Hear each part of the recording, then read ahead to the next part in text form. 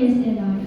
కొన్నిసార్లు అతని మంచితనాన్ని ఆసరగా తీసుకునే వారితో చిన్న తమాషాలు చేస్తుండేవాడు.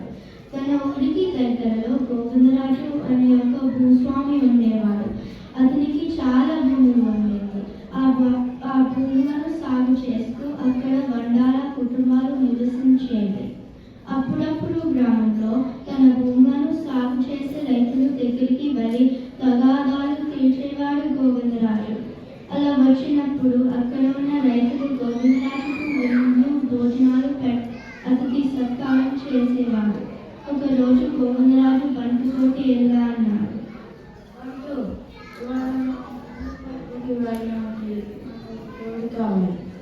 మా పని నాతో పాటు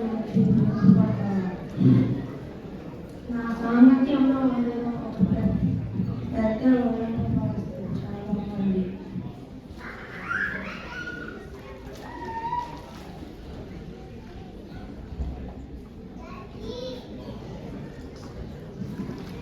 మీ సాంగత్యంలో నాకు కూడా ఉండాలని ఉంది దొరగారు, కానీ నాకు చాలా ఆకలి వేస్తుంది. మీ ఇంటి దగ్గర ఏదైనా తిని అప్పుడు వెళ్దామండి.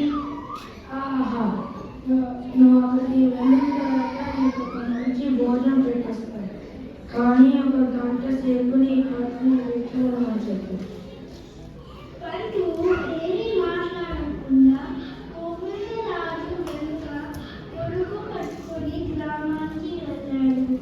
అక్కడ గోవిందరాజు ఇద్దరు రైతుల మధ్య తగాదాకి తీర్పు చెప్పడంలో నిమగ్నమై ఉన్నారు. అప్పుడు సమయం మధ్యాహ్నం 12 గంటలైంది. నేను త్వరగా ఇంటికి వెళ్ళాలి, కొందరు ముఖ్యమైన ఇంటికి వస్తున్నారు. అలాగైతే ఇది మీ తోటి తీసుకుని వెళ్ళండి కాదు, మీకు ఎక్కువ సమయం లేదు కదా. నా ఇంటి ఆవిడ నాటుకోడి కూర తీపి పెరుగుతో చేసిన చల్లి మజ్జిగతో చేసింది. ఇవి తీసుకుని వెళ్ళండి కాదు. అలా రైతు ఒక మట్టి కుండలో నాటుకోడి కూర, మట్టి కూరలో చల్లని మజ్జిగ ఇచ్చాడు. అప్పుడు ఇంకో పూడిత గాథ కోసం గోవిందరాజు ఒక ఫిర్యాదును తన ఇంటికి ఆహ్వానించాడు. దొరగారు, నాకు నా పక్కింటానికి సమస్య వచ్చింది. మీరు పరిష్కరించాలి. నా ఇంటికి వచ్చి భోజనం చేసి సిద్ధి తీరండి.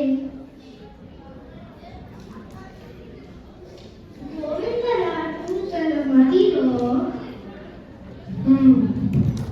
మధ్యాహ్నం భోజనం భలే ఉండొచ్చు, నేను వెళ్ళిపోతాను. ఇదిగో అబ్బాయి, ఆ నాటుకోడి కొండను ఒక చోట కట్టి తీసుకురా, అలాగే ఆ మచ్చిక కూరను కూడా మూత పెట్టుకొని తీసుకురా. ఒరే బంటు, ఈ మా ఇంటి దొంగల దగ్గర నుంచి నేను ఇంటికి వచ్చేసరికి ఆలస్యం అవుతుందని చెప్పు. ఇంకొక విషయం, ఏమిటి దొరగారు?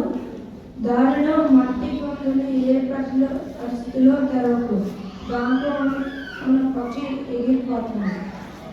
అలాగే మట్టి విగ్రహం కూడా తెరవకు, దాంట్లో భయంకరమైన విషయం ఉంది.